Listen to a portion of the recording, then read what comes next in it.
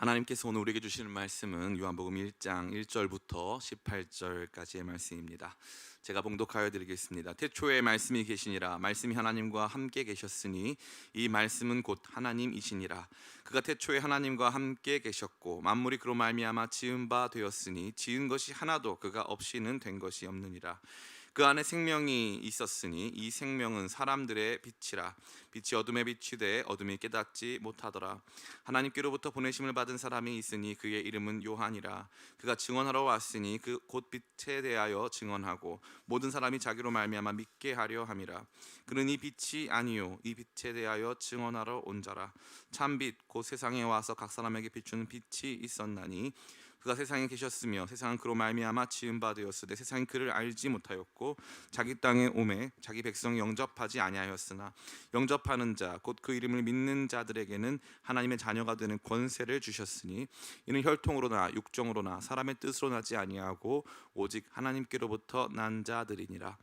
말씀이 육신이 되어 우리 가운데 거하심에 우리가 그의 영광을 보니 아버지의 독생자의 영광이요 은혜와 진리가 충만하더라. 요한이 그에 대하여 증언하여 외쳐 이르되 내가 전에 말하기를 내 뒤에 오시는 이가 나보다 앞선 것은 나보다 먼저 계심이라 한 것이 이 사람을 가리킴이라 하니라. 우리가 다 그의 충만한 데서 받으니 은혜 위에 은혜로라.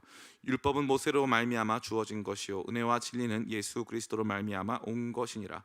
본래 하나님을 본 사람이 없으되 아버지 품속에 있는 독생하신 하나님이 나타내셨느니라. 아멘. 이 아침에 여러분 모두에게 하나님께서 주신 놀라운 평안, 위로, 또 하나님께서 주신 놀라운 은혜를 강력하게 선포합니다. 특별히 그러한 모든 마음의 소망을 담아서 2021년 표어인 살아나리라 한번 외쳐보도록 하겠습니다. 살아나리라. 아멘. 여러분의 삶이 주님의 놀라운 능력과 사랑으로 살아나시기를 간절히 축원합니다. 우리는 오늘 2021년 첫 번째 주일을 맞고 있습니다. 누가복음을 모두 끝내고 요한복음의 세계의 첫 발을 딛는 순간이라고 할 수 있겠죠. 첫 번째라는 말이 붙는 모든 것에는 가치와 의미가 있습니다.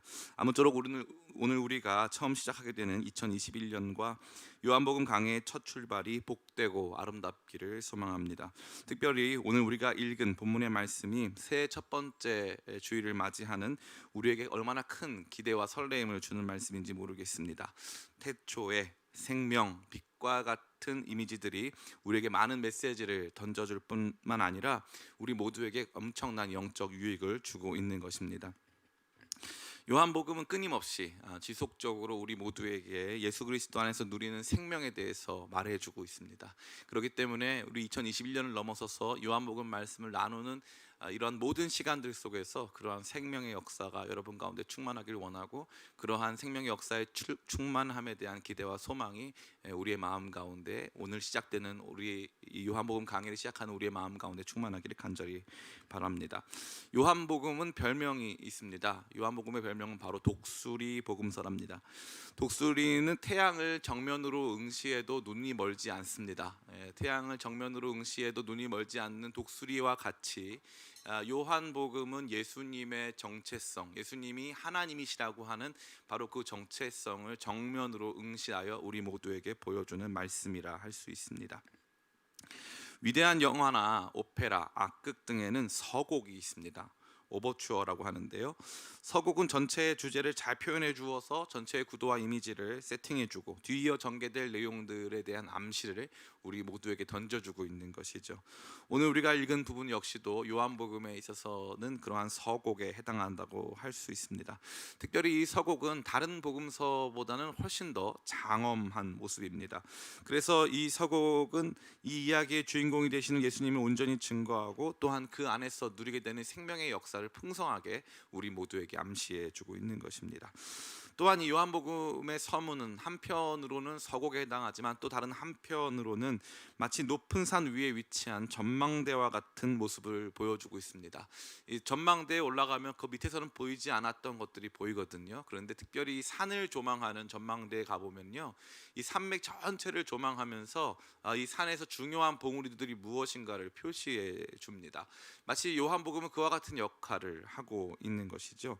그래서 우리 자신으로 하여금 높은 곳에 올라가서 요한복음이 들려주는 엄청난 이 요한복음의 산줄기, 이 산맥 안에서 나타나는 중요한 봉우리들을 설명해 주는 것 같은 모습을 보여주고 있습니다. 이 거대한 산줄기, 이 거대한 산맥에는 크게 세 가지의 봉우리가 있습니다. 첫 번째는 바로 예수 그리스도라고 하는 봉우리죠. 예수님이 어떠한 분이신가를 매우 찬란하게 중심적으로 그려주고 있습니다. 두 번째 봉우리는 세례 요한으로 대표되는 증인들의 봉우리입니다.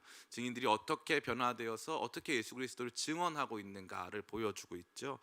세 번째 봉우리는 이 빛 대신 예수님을 믿어 영접한 사람들의 이야기입니다. 예수님을 믿고 영접한 사람들 안에서 일어난 위대한 변화들을 또한 요한복음 서문에서 암시적으로 보여주고 있는 것입니다. 우리는 이 세 개의 봉우리를 중심으로 3주간에 걸쳐서 먼저 이 서문에 대해서 함께 생각해보는 시간을 가지려고 합니다. 아무쪼록 오늘 함께 나눌 말씀과 오늘부터 시작되는 요한복음 강해의 말씀들을 통하여 예수님을 더욱 분명하게 알아가며 그 안에서 우리에게 주어진 생명을 풍성히 누리게 되시기를 예수님의 이름으로 축원합니다. 우리는 이 서문에서 예수님에 대한 매우 중요한 세 가지 묘사를 발견하게 됩니다. 우리가 읽은 본문 오늘 1절부터 18절 곳곳에서 예수님의 어떠하심 그것이 잘 드러나 있습니다. 예수님의 정체성이 잘 드러나 있는 것이죠. 첫 번째, 예수님은 태초부터 계신 분이라고 이 말씀은 저와 여러분 모두에게 선포해 주고 있습니다. 우리 1절 말씀 같이 한번 읽어보겠습니다. 시작. 태초에 말씀이 계시니라. 이 말씀이 하나님과 함께 계셨으니 이 말씀은 곧 하나님이시니라. 아멘. 예수님은 태초부터 계십니다. 이것은 예수님의 먼저 계심, 어려운 말로 하자면 예수님의 선제성을 강하게 선포하는 것입니다. 15절에서 세례 요한은 직접적으로 이렇게 말합니다. 요한이 그에 대하여 증언하여 외쳐 이르되 내가 전에 말하기를 내 뒤에 오시는 이가 나보다 앞선 것은 나보다 먼저 계심이라 한 것이 이 사람을 가리킴이라 하니라. 너무 놀랍죠. 먼저 계심, 예수님의 먼저 계심, 만물보다 먼저 계심, 모든 사람보다 먼저 계심. 예수님은 처음과 끝 모든 것 안에 영원 속에 계신 존재다라고 하는 예수님의 선제성을 강하게 표현해 주고 있는 것입니다. 예수님의 이러한 선제성은 예수님께서 이 만물보다 앞서서 피조되지 않으시고 하나님께로부터 태어나신 분, 하나님께로부터 나신 분이라고 하는 사실에 근거하고 있습니다. 그래서 예수님은 처음부터 계셨던 분이라고, 그러기에 예수님은 피조된 존재가 아님을 잘 말해주고 있는 것이죠. 두 번째, 이 서문에서 보여주는 예수님의 정체성은 예수님이 인간이 아닌 말씀 하나님이시라는 것을 저와 여러분 모두에게 증언해 주고 있습니다. 창세기는 우리에게 창조 당시의 상황을 잘 증언해 주고 있습니다. 그것은 바로 창조가 말씀에 의한 것이었다는 사실입니다. 빛이 있으라 하셨던 말씀에서부터 빛이 시작되었습니다. 이 빛이 있으라라고 하는 이 말씀이 참 너무 놀라운 창조의 중보, 창조의 매개가 되고 있음을 우리는 보게 되는 것이죠. 말씀 안에는 빛의 원리와 존재가 있었다는 사실입니다. 여러분은 지금 어디에 계십니까? 집에 계시죠? 집이라고 하는 공간은 뭘로 지어졌습니까? 우리가 생각했을 때 집이라고 하는 공간은 뭐 돌이나 뭐 흙이나 또 뭐 시멘트, 콘크리트, 뭐 철근 이런 걸 통해서 지어진 것 같은데 그렇지 않습니다. 집은 말씀으로 지어져 있습니다. 목사님 갑자기 뜬금없이 그것이 무슨 말씀입니까? 집에는요, 이 수학과 물리학이라고 하는 원리가 있습니다. 우리가 그 공간 안에 머물고 있는 것이죠. 우리의 전 존재는 이 수학과 물리학이라고 하는 이 존재의 질서 안에 머물고 있다는 것입니다. 그럼 이런 존재의 질서는 누가 주었습니까? 이 유물론자들, 다시 말해서 창조를 믿지 않고 하나님을 믿지 않는 사람들은 그냥 원래부터 있었다고 말하고 있지만 우리가 믿는 바는 완전히 다릅니다. 우리가 믿는 바는 바로 하나님께서 말씀으로 이 모든 것들을 지었다. 그러니까 이 말씀은 단순히 우리가 서로 말하는 이러한 커뮤니케이션을 넘어서서 어떠한 것의 원리, 어떠한 것의 의미와 가치를 포괄하고 있는 하나님의 정신, 하나님의 계획, 하나님께서 작정하시고 만들어 가신 역사하시려고 하는 하나님의 원리를 담고 있다라고 하는 사실이죠. 그러니까 이 말씀 하나님은 태초부터 계실 수밖에 없었다는 것입니다. 여러분 다시 한번 잘 생각해 보시길 바랍니다. 태초에 하나님이 계셨습니다. 하나님은 영원부터 영원까지 계시는 분이시죠. 하나님께는 시간이 없습니다. 근데 어느 시점에 어느 순간에 세상이 창조되었습니다. 그때 존재했던 것은 바로 말씀이었다는 거죠. 이 말씀은 하나님 자신은 아닙니다. 그렇다고 이 말씀이 피조된 세계도 아니라는 것이죠. 그럼 이 말씀은 무엇입니까? 이 말씀이 바로 하나님과 피조된 세계 사이에 있는 창조의 중보자 예수 그리스도를 말해주고 있는 것입니다. 세 번째로 우리는 이러한 예수님의 존재가 어디서부터 비롯된 것인지에 대한 궁금증을 가질 수가 있어요. 그게 무엇입니까? 바로 그것은 하나님의 독생자라는 것이죠. 하나님의 독생자. 매우 흥미롭습니다. 하나님의 독생자. 이 하나님의 독생자라고 하는 개념 14절을 같이 한번 읽어보도록 하겠습니다. 제가 읽어드리겠습니다. 말씀이 육신이 되어 우리 가운데 거하심에 우리가 그의 영광을 보니 아버지의 독생자의 영광이요 은혜와 진리가 충만하더라. 아멘. 18절에 본래 하나님을 본 사람이 없으되 아버지 품속에 있는 독생하신 하나님이 나타내셨느니라. 아멘. 이 독생자라는 표현이 아주 중요합니다. 우리 모두는요 하나님의 자녀예요. 옛날에 이제 이 에티오피아에 큰 이 기근이 일어났을 때 내전으로 말미암아서 기아 문제가 발생했을 때 미국에서 유명 이 팝 아티스트들이 모여가지고 We Are the World라는 노래를 발표한 적이 있어요. 거기 보면은 We Are the Children이라는 가사가 있는데 그게 뭐냐면 우리 모두가 하나님 자녀들이다라고 하는 고백입니다. 참 굉장히 성경적이고 신앙적인 내용이 아닐 수 없는 것이죠. 모든 인간이 하나님의 형상으로 지음받았다라고 하는 의미에서 하나님 자녀라고 하는 고백이 되는 것이죠. 이 하나님 자녀라고 하는 고백은 세 가지 차원을 담고 있는데 방금 설명드린 바와 같이 우리 모두가 하나님의 형상으로 피조된 존재로서 피조물 중에 독특하게 하나님의 형상으로 피조된 존재로서 하나님의 자녀됨이 있을 수 있어요. 두 번째로는요 믿는 신자로서 예수 그리스도의 대속의 은혜를 통하여 하나님께 입양된 자녀로서 이제 하나님과 회복된 관계 안에서 입양된 자녀로서의 자녀됨이 있을 수 있습니다. 세 번째가 굉장히 중요한데 이것은 하나님께 피조되지 않고 하나님으로부터 태어난 존재로서의 하나님의 자녀됨이 있어요. 그럼 이 세 번째 분류, 이 세 번째 종류의 하나님의 자녀됨은 유일하게 독생자, 홀로 독자, 그 다음에 태어날 생자, 홀로 태어나신 분, 홀로 하나님께로부터 태어나신 예수님에게만 국한되는 개념이 된다라는 것입니다. 매우 흥미로운 개념이 아닐 수 없는 것이죠. 왜 예수님만이 이러한 하나님과의 독특한 관계를 맺으십니까? 이거 뭐 하나님 앞서 말씀드린 바와 같이 성경에서 그렇게 말해주고 있기 때문에 그런 것이죠.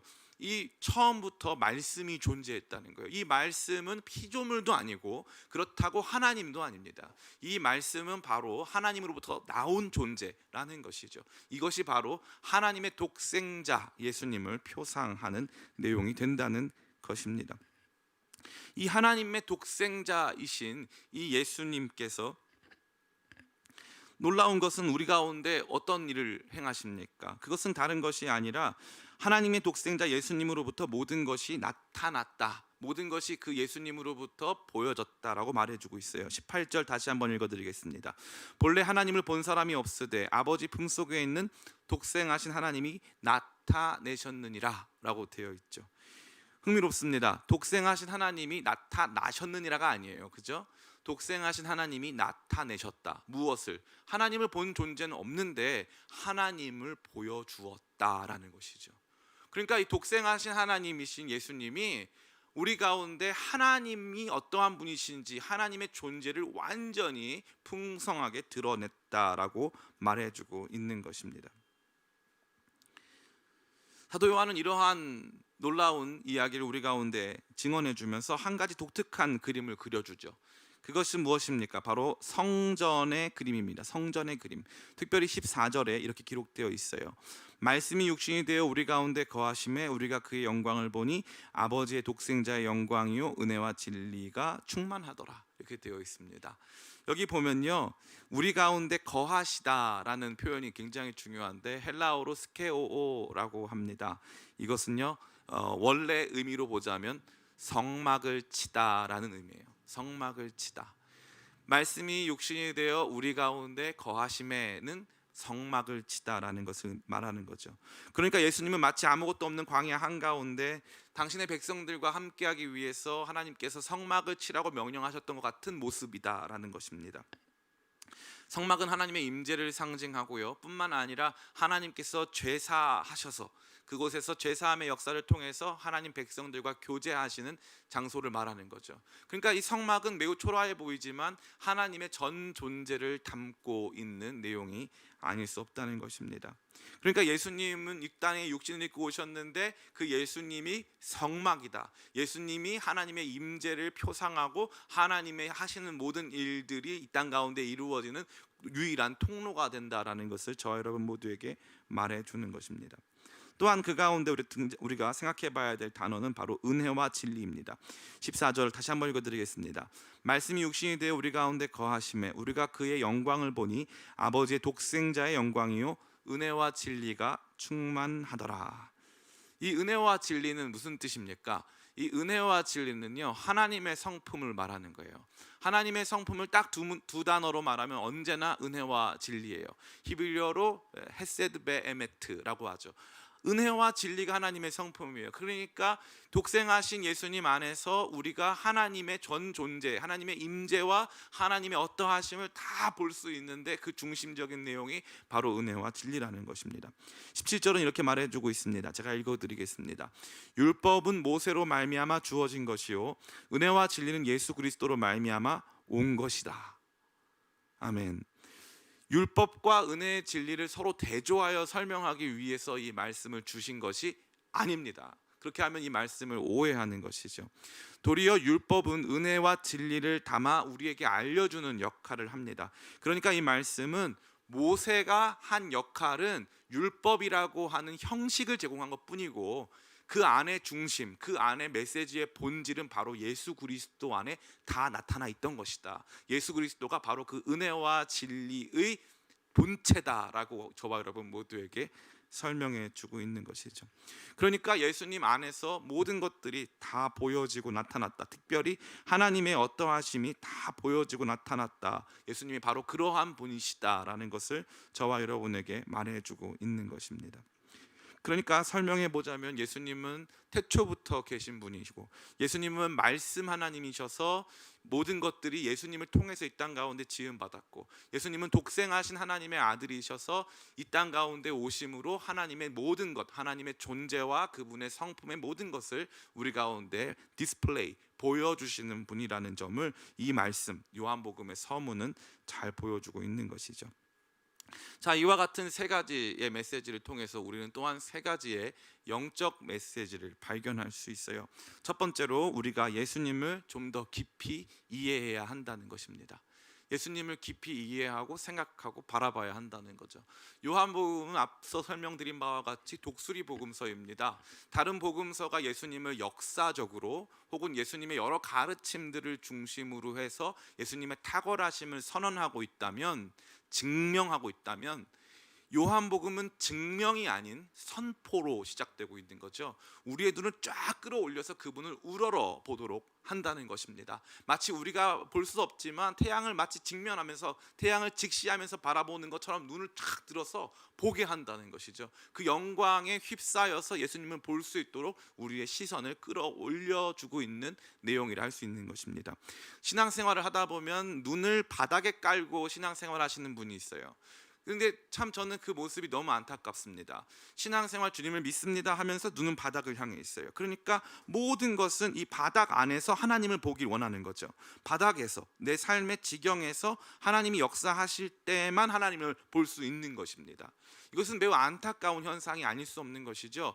주님을 향해서 눈을 들고 하나님의 어떠하심을 발견할 때 그 하나님의 어떠하심을 우리 가운데 나타내 보여주시는 하나님의 독생자, 태초부터 계신 하나님의 생명의 말씀 예수님을 보면서 발견하면서 그 안에서 기쁨을 누리면서 나가야 하는데, 그렇지 못하고 평생 신앙생활을 해도 예수님의 아름다우심을 묵상해 보거나 깊이 사색하거나 고찰하려고 하는 태도조차 가져본 적이 없다면 그것은 매우 비참한 현실이 되는 것이죠.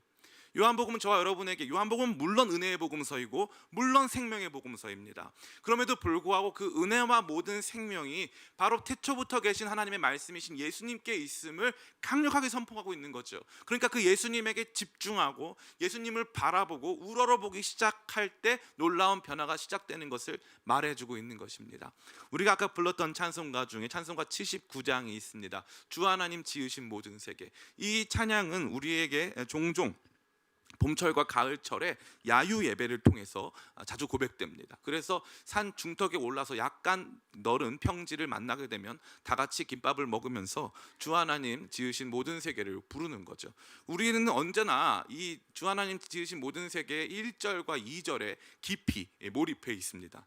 숲속이나 험한 산 골짜기. 그러면 이제 또 보면 이제 종달새도 울고 막 산 골짜기도 보이고 하니까 막 감동이 돼요. 근데 뭐 없는 감동까지 막 끌어냅니다. 막 그냥 가가지고 거기는 특별한 그런 거 없는데도 근데 막 끌어내는 거죠. 어떻게든지 산을 좀 보겠다고, 어떻게든지 좀 자연을 느껴보겠다며 이제 막 끌어내는 거죠.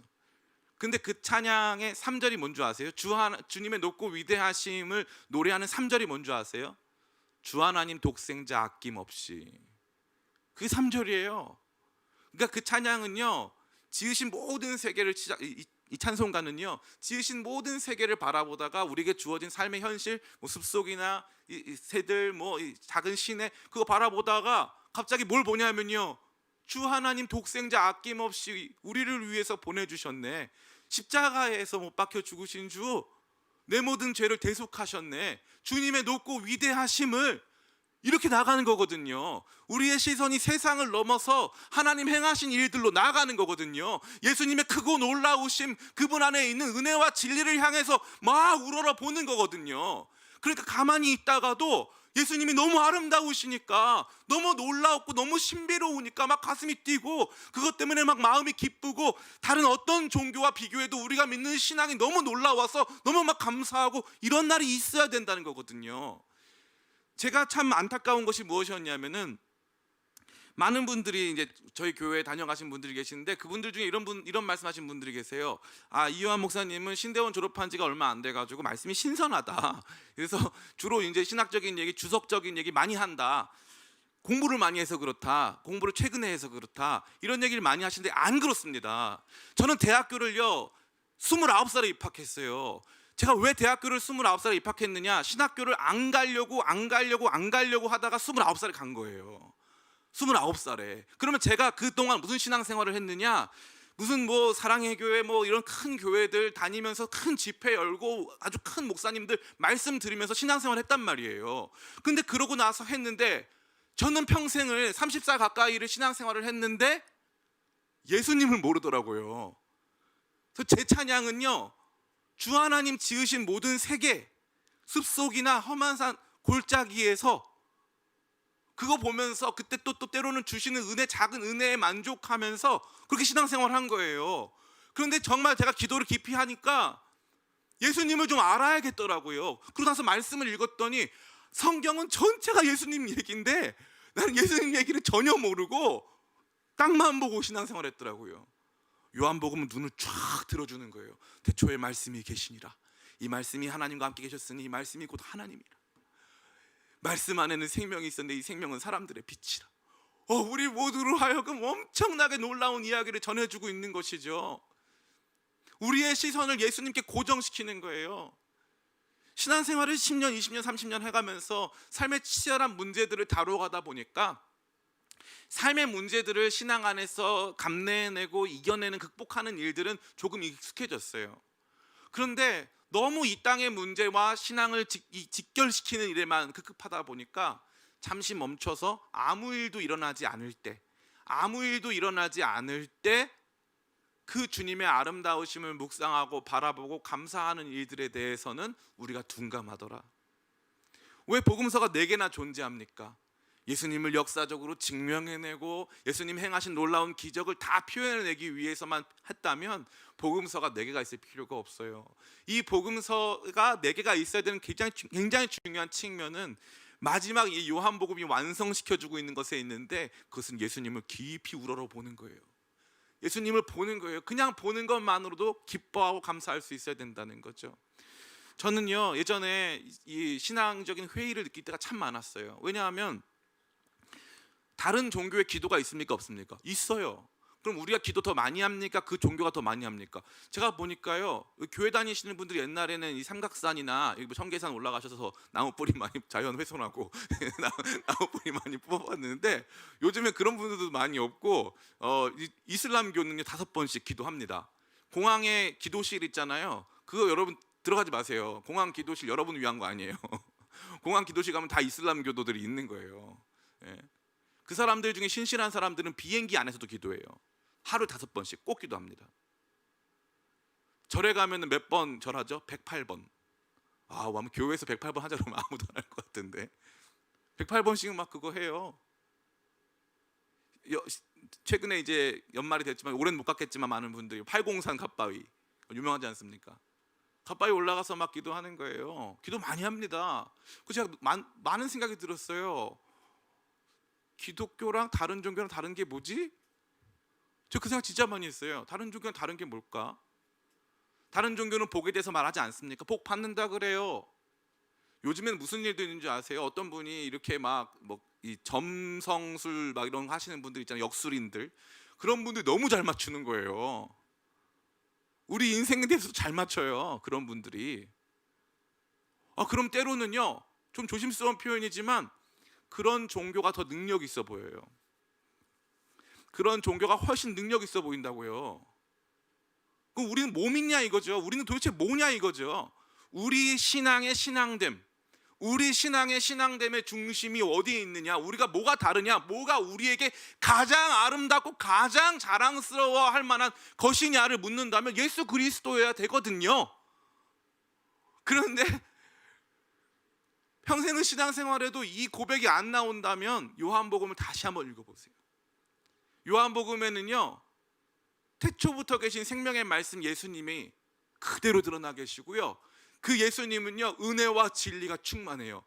말씀이 육신이 되어 우리 가운데 거하심에, 광야 한 중심에 성막이 쳐진 거예요. 그 성막에서 막 위에는 낮에는 구름기둥, 밤에는 불기둥 쫙 올라가면서요 하나님의 임재가 막 나타나고요, 그 성막을 통해서 죄 사함 받고 하나님을 다시 만나고 감격이 회복되어지고 그 성막에서 주님과 교제하는 거예요. 이 예수님이 우리 신앙의 중심이 돼야 한다는 거죠. 그 예수님을 빼놓으면 아무것도 아니에요. 예수님이 딱 없는 순간 내 삶에, 내 신앙에 예수님이 없고 예수님을 묵상할 수 있는 시간, 예수님을 묵상할 수 있는 마음의 여유, 예수님을 하고자 하는 작은 마음의 사모함이 없다면 큰 문제가 발생하는 거예요. 많은 분들이 그런 말씀하세요. 나는 기도 중심, 기도가 좀 편해요. 나는 봉사 중심, 교회에서 봉사할 때가 제일 좋아요. 하셔야죠. 하셔야 됩니다. 기도 중심이신 분들 기도하셔야 되고요, 봉사 중심이신 분들 더 열심히 봉사하셔야 돼요. 그러나 기도 중심, 봉사 중심, 찬양 중심, 어떤 중심이 됐든지 예수님을 아셔야 돼요. 그거 모르고 찬양하고, 그거 모르고 봉사하고, 그거 모르고 기도하면요 다 사짜예요. 사짜. 하고는 있는데 다 가짜들이에요. 다 가짜들. 설악산에 케이블카 타고 올라가면 권금성이라고, 권씨랑 김씨랑 쌓은 성이라고 그래가지고 그 권금성 막 있지 않습니까? 이 설악산을 전체적으로 조망할 수 있는 이 막 그런 포인트들인데, 설악산의 제일 중요한 포인트 하나를 꼽으라면 울산바위예요. 울산바위. 숙소에서 울산바위가 얼만큼 가까이 보이냐가 숙소의 가격을 결정합니다. 그거 보러 가는 거예요. 사람들이 돈 내고 시간 내서 그거 보겠다고 가는 거예요. 장엄하다. 물론 이제 전 세계적으로 보면 그 울산바위는 크고 좋은 바위는 아닐 수 있어요. 그런데 어찌 됐건 그게 중심이라는 거죠. 그걸 보지 않고서는 안 된다는 거예요. 제가 너무 답답하고 안타까운 것은요, 최근에 기독교 종교 지도자, 특별히 미국 내에서 또 우리나라에서도 마찬가지죠. 당연히 이 종교 지도자들의 성적 타락이, 이 성적 일탈이 지속적으로 보도되고 있어요. 이 윌로우 크릭 교회라고 하는 빌 하이벨스 목사님이란 분이신데 2018년에 이분이 윌로우 크릭 교회를 사임했어요. 이 윌로우 크릭 교회는 한국 교회의 롤 모델이었어요.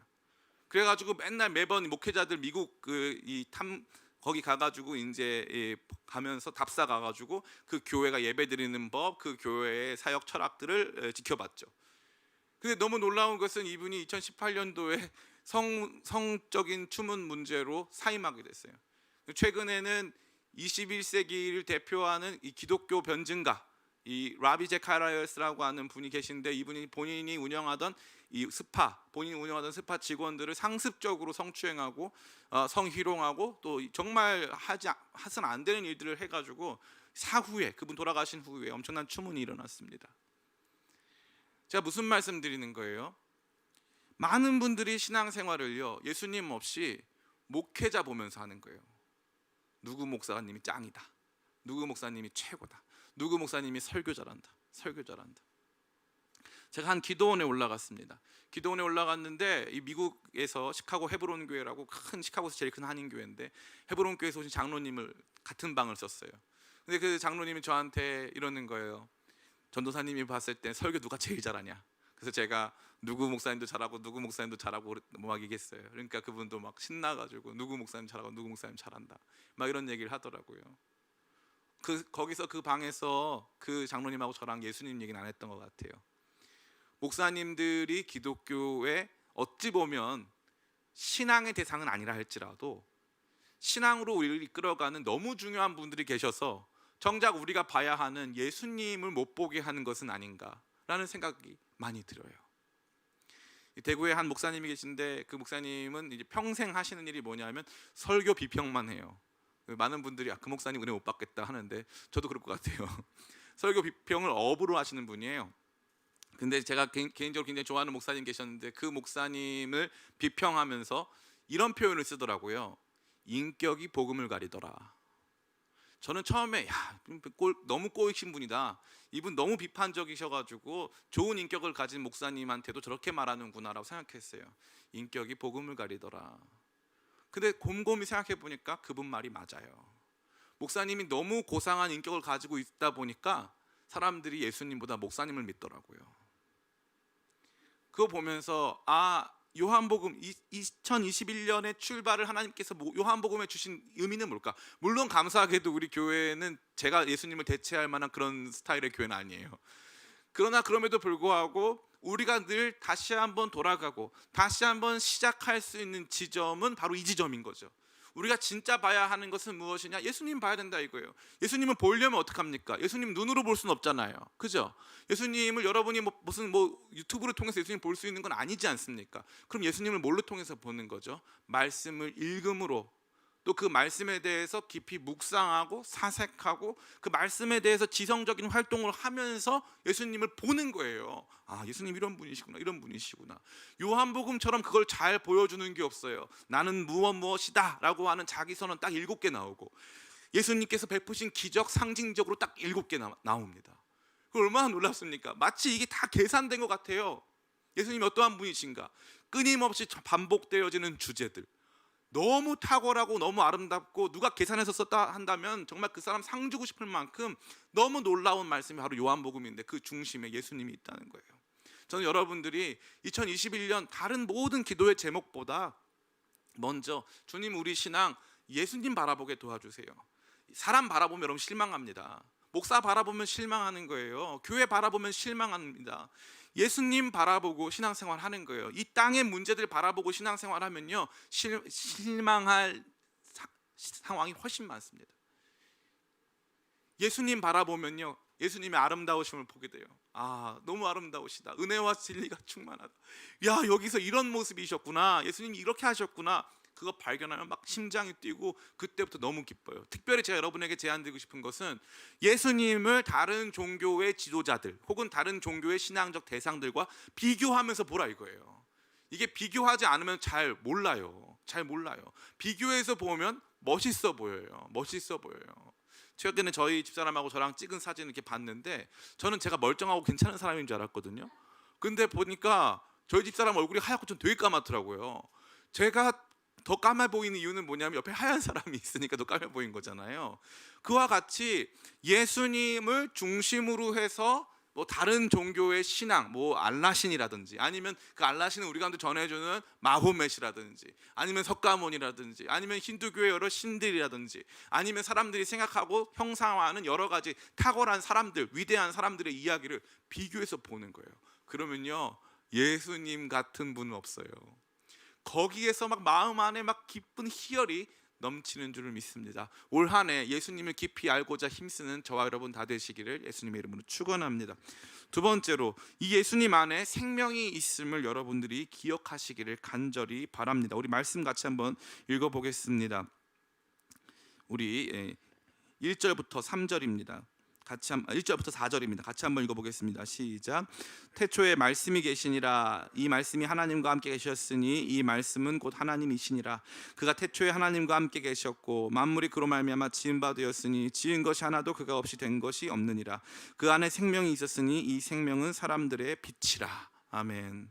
그 안에 생명이 있었으니 이 생명은 사람들의 빛이라. 이 생명은요, 우리가 알고 있는 일반적인 우리의 무슨 호흡, 건강 뭐 이런 거 표현하는 생명이 아니에요. 요한복음에 등장하는 생명은 조에라고 하는데, 이 생명은 모든 것이 다 영적 생명을 의미하는 것입니다. 영적 생명, 예수님 안에 영적 생명이 있었다. 그리고 영적 생명이 사람들의 빛이다라는 거죠. 여러분, 가끔 그런 영화에서 누군가가 죽어가는 모습 많이 보잖아요. 그러면 이제 조금씩 그 사람, 죽어가는 사람 입장에서 보면은 갑자기 어두워져요. 이렇게 죽어가면서 그림이 쫙 어두워졌다가 다시 살아나면 또 밝아지죠. 그와 같이 예수님 안에 영적 생명이 있는 거예요. 마치 앞서 제가 설명드린 바와 같이 말씀 안에, 빛이 있으라는 말씀 안에 빛의 존재와 빛의 원리가 들어있었죠. 그와 같이 예수님 안에, 말씀 예수님 안에 생명의 존재와 생명의 원리가 들어있는 거예요. 그러니까 예수님을 깊이 추구하고 예수님을 알면 알수록 우리 안에 영적 생명이 풍성해진다는 것을 기억하시기를 간절히 바랍니다. 그러니까 예수님을 아는 활동이 단순히 우리를 조금 더 우월하게 하거나 더욱 안정감을 주는 것을 넘어서서 실제로 우리의 눈을 열어 영적 생명의 충만함을 갖게 한다는 것이죠. 이거 너무너무 중요한 거예요. 예수님을 모를 때는 상황에 따라서 우리 영적 생명이 왔다 갔다 합니다. 기분이 좋은 날, 또 몸 상태가 좋은 날, 또 어떤 날 좋은 말씀을 들은 날, 그날은 마음이 기쁜데, 그렇지 않은 날은 이 전혀 마음에 생기가 없고 말씀의 빛이 조금도 경험되지 않을 때가 있어요. 그러면 안 되는 거죠. 예수님 안에 생명이 있는 거예요. 그러니까 예수님을 붙잡고 예수님 안에 들어가려고 애쓰고 예수님 안에 있는 생명을 누리고자 힘쓰는 우리가 되어야 한다는 것입니다. 예수님 안에 생명이 있는 거예요. 이완 목사를 아무리 쥐어짜도 제 안에는 생명이 없어요. 예수님 안에만 생명이 있는 이 생명의 놀라운 역사, 죽은 여러분의 삶이 회복되고 변화되는 생명의 역사가 시작되는 줄 믿습니다. 세상의 모든 문제는 어디 있을까요? 세상의 모든 문제는 나한테 있는 거예요. 나. 내가 세상의 중심이거든요. 내가 없으면 세상도 없는 거예요. 그럼 세상이란 뭘까요? 세상은 나를 둘러싼 사람들, 나를 둘러싼 상황, 나를 둘러싼 여러 가지 공간, 시간, 이런 거예요. 내가 세상의 중심이죠. 그런데 내 안에 영적 생명이 없으면요, 끊임없이 죽어가고 끊임없이 늙어가고 끊임없이 약해져 가는 우리의 육적 생명이 우리를 지배합니다. 그러니까 슬프고 허망하고 지치고 피곤하고 아무것도 하고 싶지 않은 일이 발생하는 거죠. 그런데 예수님 안에 영적 생명이 있으니까, 분명히 생명이 있다고 되어 있지 않습니까? 그 생명 우리 가운데 주시려고 오시지 않았습니까? 그 예수님의 생명을 알면 알수록, 얻으면 얻을수록, 누리면 누릴수록 우리 안에서 놀라운 변화가 일어나고 활력이 생기고 우리를 둘러싼 세상의 위대한 변화가 시작된다는 것입니다. 여러분의 가정에 은혜 받아야 될 사람들이 있죠? 그 사람들이 먼저 받아야 될까요? 우리가 먼저 받아야 될까요? 우리가 먼저 받아야 되는 거예요. 비행기에 타다 보면요, 이렇게 이 안전과 관련된 내용을 들을 때 반드시 우리가 먼저 이 조끼도 착용하고 우리가 먼저 호흡기도 착용한 다음에 다른 사람 도와주라고 되어 있는 거죠. 이 생명의 역사 우리가 먼저 누려야 되지 않겠습니까? 예수님 안에 생명이 있다고 분명히 되어 있으니까 이 생명의 역사를 누리고자, 예수님을 알면 알수록 그분 안에 있는 생명의 역사 우리 가운데 들어오는 것이기 때문에 주님 저도 그 생명의 역사 누리기를 원합니다라고 하는 마음의 소원 가지고 2021년에 그 생명의 역사를 향해서 돌진하며 일어서는 저와 여러분 다 되기를 간절히 축원합니다. 마지막으로 우리가 예수님을 통해서 그러면 이러한 생명을 얻고 예수님을 알면 알수록 발견하게 되는 것이 무엇이냐? 이게 제일 중요한 거예요. 바로 은혜예요. 은혜. 우리 이 말씀 같이 한번 읽어보겠습니다. 예수님의 특징, 예수님의 하나님 되심, 하나님 이 땅 가운데 보여주시는 굉장히 중대한 특징이 바로 이 은혜라는 것이죠. 같이 한번 읽어보겠습니다. 14절부터 16절까지입니다. 같이 한번 읽어보겠습니다. 시작. 말씀이 육신이 되어 우리 가운데 거하심에 우리가 그의 영광을 보니 아버지의 독생자의 영광이요 은혜와 진리가 충만하더라. 요한이 그에 대하여 증언하여 외쳐 이르되 내가 전에 말하기를 내 뒤에 오시는 이가 나보다 앞선 것은 나보다 먼저 계심이라 한 것이 이 사람을 가리킴이라 아니라 우리가 다 그의 충만한 데서 받으니 은혜 위에 은혜로라. 아멘. 은혜 위에 은혜로라. 은혜예요. 은혜. 하나님이 세상을 이처럼 사랑하사, 요한복음에 나오지 않습니까? 요한복음 3장 16절에 하나님이 세상을 이처럼 사랑하사 값없이 주시는 놀라우신 은혜, 여러분의 어떠함과 상관없이 부어주시는 놀라운 은혜, 그게 어디 위에 나타났다는 거예요? 그게 바로 예수님 위에 나타났다는 거죠. 예수님을 알면 알수록 우리 가운데, 예수님을 알아야 하는 것이 당연하고 예수님을 알면 알수록 생명의 역사가 나타나서 우리를 살리는데, 우리를 살릴 때 그 위대한 작용이 바로 은혜라는 거예요. 은혜. 선물을 받는다는 거죠. 하나님의 값없이 주어지시는 하나님의 위대한 사랑을 우리 가운데 부어주시겠다는 거예요. 사람은 무엇으로 삽니까? 사람이 어떻게 살아갈 때 가장 행복합니까? 돈이 많을 때요? 그렇지 않습니다. 건강이 충만할 때요? 그렇지 않아요. 아무리 돈이 많고 건강에 충만해도 사람은 사랑을 받아야 사는 거예요. 사람은 사랑을 받고 가치의 존중을 받고 인정을 받고 그 안에서 위로를 받고 그 안에서 의존하기 시작할 때 참다운 사람으로 성장할 수 있는 거예요. 조용기 목사님이 집에만 들어오면 사모님한테 나 오늘 설교 잘했냐고 맨날 물어봤대요. 거의 이 70만 명, 80만 명을 목회하시는 목사님이 집에만 가면 사모님한테 맨날 물어보는 게 나 오늘 설교 잘했냐, 이거 설교 잘했냐. 그러면 사모님이 오늘은 잘 못했다고 말하면 돼요, 안 돼요? 안 되는 거예요. 윤비나 사모님 들으셨죠? 안 되는 거예요. 사모님들은 그냥 거기다가 은혜를 베풀어 줘야 돼요. 은혜를. 잘했다고, 너무 좋았다고 막 은혜를 베풀어 주는 거예요. 왠지 아세요? 목사도 사람이거든요. 사람은 사랑으로 사는 거예요. 아이를 키울 때요, 비판으로 아이를 키우는 거 아니에요. 아이는 사랑으로 크는 거예요. 사랑으로 참아주고 받아주고. 얘가 생일 선물 받을 자격이 있습니까? 없죠. 생일 선물 내가 받아야죠, 그죠? 얘가 받을 필요가 없어요. 그런데 더 주고 그럴 때 사람이 살아나고 생명의 역사 나타나잖아요. 예수님이 바로 그 은혜를 우리 가운데 주시는 분이라는 거예요. 예수님의 하나님 되심의 제일 중요한 증거, 성막 되신 예수님이 이 땅 가운데서 하나님의 성품과 그분의 존재와 그분의 능력을 보여주시는 제일 중요한 근거가 은혜를 베푸신다 이거예요. 은혜를. 그래서 이 요한복음에는요, 은혜의 이야기가 막 등장하는 거예요. 간음하다가 현장에서 잡혀온 그 여인, 기억나시죠? 막 은혜가 베풀어지는 거예요. 그러면서 막 그 사마리아 수가성 여인 기억하시죠? 사람들에게 다 배척받는 그 여인, 예수님이 그 여인을 찾아가시잖아요. 그 여인 찾아가셔서 영원한 생명수 주시잖아요. 저 그거 보면서 너무 감동을 많이 받아요. 제자들의 발을 닦아주시잖아요. 얼마나 놀랍습니까? 은혜 주시는 거예요. 은혜. 우리가 원하는 게 뭔지 아세요? 우리가 원하는 거 사실 이 은혜거든요. 예수님 깊이 알아가면서 생명 누리는 것과 동시에, 영적 활력을 누리는 것과 동시에 그분 안에서 그 은혜를 발견하는 거예요. 그 은혜가 우리 가운데 부어지는 거예요. 예수님을 통한 은혜보다 더 큰 은혜는 없어요. 삶에 좋은 일이 생겼을 때 감사하게, 참 신기하게도 그때뿐이에요. 그때만 감사하고 막 너무 놀라운데 나중엔 심지어 그게 당연해져요. 이 영화 대사 중에 그런 거 있지 않습니까? 호의가 계속되면 권리가 된다, 이런 표현 있잖아요. 호의가 계속되면 권리가 된다. 그래가지고 은혜를 받다 보면요, 이게 은혜의 타성에 젖어요. 은혜의 타성. 그게 어떤 은혜냐면은 주로 먹는 것, 입는 것, 물질적 은혜의 타성에 젖는단 말이에요. 근데 우리로 하여금 절대 타성에 젖지 않게 하는 게 있는데, 예수님 위에 나타난 하나님의 사랑의 은혜예요.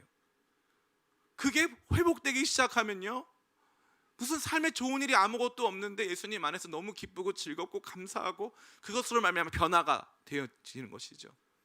2021년에 기쁨의 교회 담임 목사로서 제가 성도님들에게 정말 축복을 드리고 싶어요. 이번 주 그 송구영 신예배 때 제가 살아나려 했다고 저희 집에 가서 욕 많이 먹었어요. 저희 집사람이 자기는 못하겠다, 이거는 너무, 이거는 자기는 닭살 돋는다, 그래서 못하겠다고 막 그러더라고요. 저한테 막 타박했어요. 그래서 저는 막 선포하고 싶어요. 성도님들 향해서 막 살아나리라 막 선포하고 싶어요. 여러분의 가정이, 여러분의 삶이 막 살아났으면 좋겠어요. 코로나 때문에 죽어가고 있는 이 땅이 막 살아났으면 좋겠어요. 정말 많은 사람들, 영적 냉담함에 있는 사람들이 살아났으면 좋겠어요. 제 소원이 있다면 우리 성도들이, 저는 죽어도 우리 성도들이 살아났으면 좋겠어요. 제 정말 유일한 소원이에요. 2021년 여러분의 삶이 살아났으면 좋겠는데, 이 살아남은요 단순히 경제적인 문제가 해결되어지고 육체의 질병이 떠나가고 하는 수준이 아니란 말이에요. 이 살아남은 예수 그리스도를 만나고 그 안에 있는 은혜를 경험하면서 살아나는 거예요. 예수님 안에서 하나님이 나를 얼마나 사랑하시는가를 발견하면서 거기에서 뒤집어지는 역사가 일어나는 것이죠. 왜 이걸 다 잊어버리고 사셨습니까? 왜 첫사랑을 다 잊어버리셨어요? 이게 바로 우리가 회복해야 될 내용이 아니겠습니까? 이게 우리가 주는 영적 메시지가 있지 않겠습니까? 이 은혜를 회복하면서부터 삶이 달라지는 거예요. 삶이 달라지는 거예요. 저는 우리 기쁨의 교회가 이게야말로 복음이고요, 이거야말로 2021년에 우리가 붙잡아야 될 내용이 아닌지 저는 모르겠습니다. 특별히요, 코로나 기간이, 코로나19가 어떻게 될지 아무도 몰라요. 이 불확실하고 또 불안정한 이러한 시대 속에서, 상황 속에서 여러분 무엇을 붙드시겠습니까? 영원히 변함없는 하나님의 은혜를 붙드시기를 축복합니다. 하나님의 은혜를 어디서 붙들 수 있습니까? 예수님을 통해서 붙들 수 있어요. 요한복음이 보여주는 것이죠. 이제 말씀을 마칩니다. 우리는 2021년 첫 번째 주일을 맞이했고 요한복음 강해의 첫 번째 시간을 맞이했습니다. 이 시간 우리 가운데 장엄하게 펼쳐진 이 위대한 음악과도 같이 펼쳐진 위대한 서문, 또 뿐만 아니라 우리 모두를 끌어올려서 놀라운 전망대 위에서 보여주는 크나큰 봉우리, 그것은 바로 예수 그리스도예요. 예수 그리스도께서는 태초부터 계신 하나님의 말씀이시고 독생하신 하나님의 아들이세요. 그 예수님께서 이 땅 가운데 오셔서 말씀이 육신이 되어 우리 가운데 거하심에, 이 땅 가운데 거하셔서 하나님의 영광을 선포하시고 그분의 은혜를 우리 가운데 보여주십니다. 그분 안에 있는 생명이 우리 가운데 빛이 되는 것이죠. 이 예수님을 알아야 함을, 그래서 더 이상 우리의 노래가 주 하나님 지으신 모든 세계에만 머무는 것이 아니라 그 찬송가의 3절을 향해서 주 하나님 독생자 아낌없이 우리를 위해 보내주셨네를 향하여서 주님의 높고 위대하심을 노래할 수 있는 신앙의 참다운 성숙을 향해서 새로운 발걸음을 뻗어 나가야 한다는 것입니다. 바로 거기에 놀라운 역사가 있는데, 거기에서는 생명의 역사가 있는 것이죠. 그래서 이 생명의 역사를 기대하면서 예수님을 더욱 알아가야 하는 것이고, 마지막으로 그 생명의 역사는 무엇을 통해서 주어지십니까? 은혜를 통해서 주어지는 거죠. 바로 예수님의 상징, 예수님의 안에서 충만하게 발현되고 있는 하나님의 성품, 그 은혜가 우리 가운데 생명을 주고 그 은혜가 우리를 온전히 변화시킬 수 있음을 기억하여 2021년 우리가 붙들고 사모하고 기대하고 추구해야 될 내용이 주님의 은혜, 예수님 안에 있는 은혜. 이 땅에서 받는 물질적 축복, 건강의 축복, 관계의 축복, 그거는 기본이고요, 그것 위에 존재하는 정말 말로 다 할 수 없는 그 예수님 안에 등장하는 그 은혜를 받기 원합니다. 그 은혜 알기 원합니다라고 고백하며 2021년을 출발하는 저와 여러분 다 되시기를 예수님의 이름으로 축원합니다. 예, 제가 기도하겠습니다. 아버지, 2021년 요한복음과 함께 새 출발합니다. 우리의 신앙도 새 출발하기를